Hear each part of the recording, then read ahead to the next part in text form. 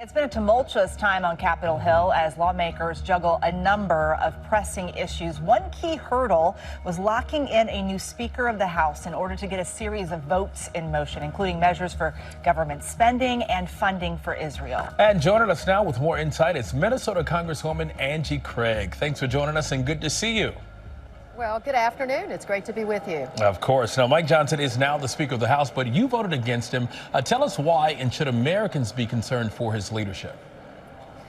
Well, I am incredibly disturbed that House Republicans on a unanimous basis voted for someone who actively worked to overturn the 2020 election, someone who supports a federal ban on abortion, and someone who is so anti-LGBTQ, which is incredibly personal to me because my wife and our 4 sons, this is really personal to us.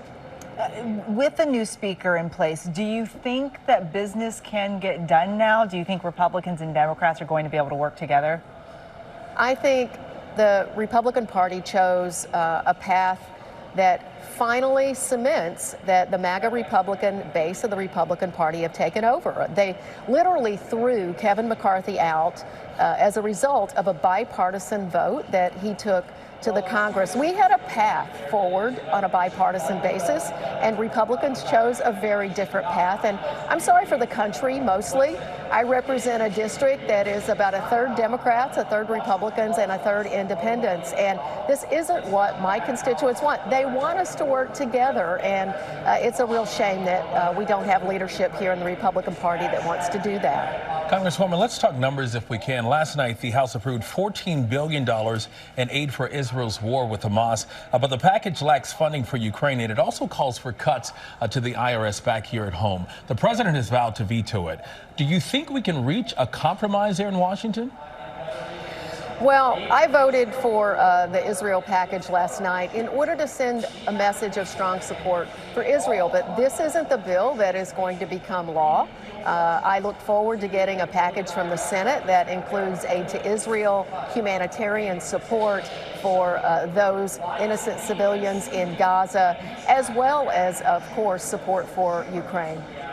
Let's talk about some money. The budget is impending here. The Congress has about 2 weeks to get it done and avoid a government shutdown. What do you think needs to happen to get a budget across the finish line?